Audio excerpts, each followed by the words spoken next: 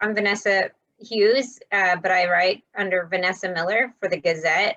My husband and I moved here in 2011 to Coralville, but I had gone to the University of Iowa before that. So I actually attended the Vineyard down when it was in Iowa City at the Rec Center.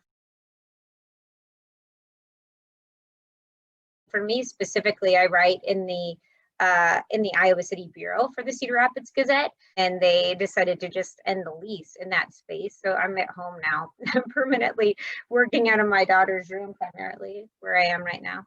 And I've done a lot of interviews in closets, in my closet, while the kids are screaming somewhere. I've actually written a story where Kona read every word as I typed it. And I was like, this is annoying. This has got to end soon. And she just sat there and did it for the entire story. So there's been those sort of challenges.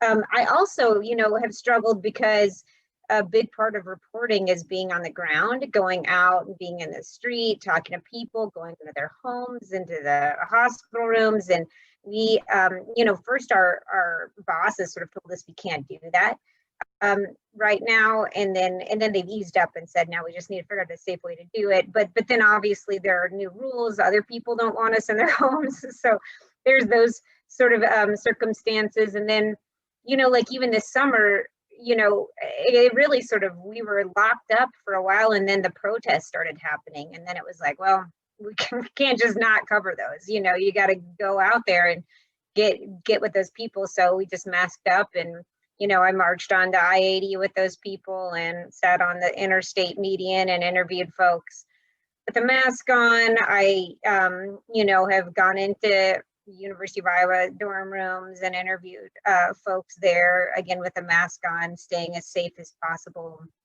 I've been to Trump rallies. I sort of stayed outside and interviewed folks as they came and went there.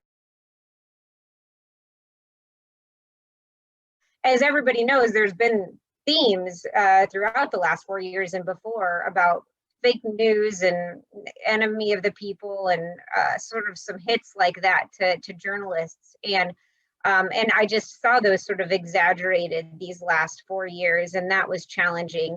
And just on a side note, I found it really interesting that wherever you stand on the political spectrum, that has sort of infiltrated the psyche of Americans, no matter what. I mean, Democrats, Republicans, people are upset with the media and have sort of blamed them with this blanket term, used that as a scapegoat a lot more. And so that was challenging. But I've actually found I've gotten a lot more emails of appreciation since the pandemic began. It's almost like folks don't want to get out of their house and see things for themselves. So maybe appreciative of reporters who will do it, or get on the ground, or go interact with the people that they can't. And it just feels like, back in the day, people would wait every morning for the newspaper to see what happened. And that isn't happening. That stopped happening, and that isn't happening now. But they are sort of waiting for the next thing online, they're like, what are you going to find? What can you tell me about the vaccine? What can you tell me about the election? Whatever, people are sort of still really, they're relying more heavily on reporters, I think, than they used to.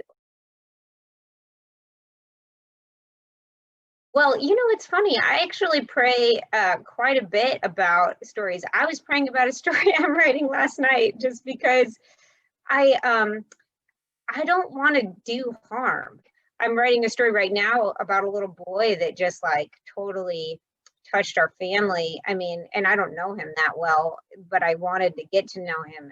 And I have just prayed a lot as I'm writing it, that I would be able to express what I felt in getting to know him, and maybe write whatever God might want to do with his story in terms of helping others that I might not even know about or understand. So I just think there's a lot of decision making in journalism. I always tell my kids, God gave you gifts, and I want you to focus on using those in the whatever you choose to do with your life. I don't want you to do something for money. I want you to do something because you feel like God gave you a gift and you want to make the world a better place with it.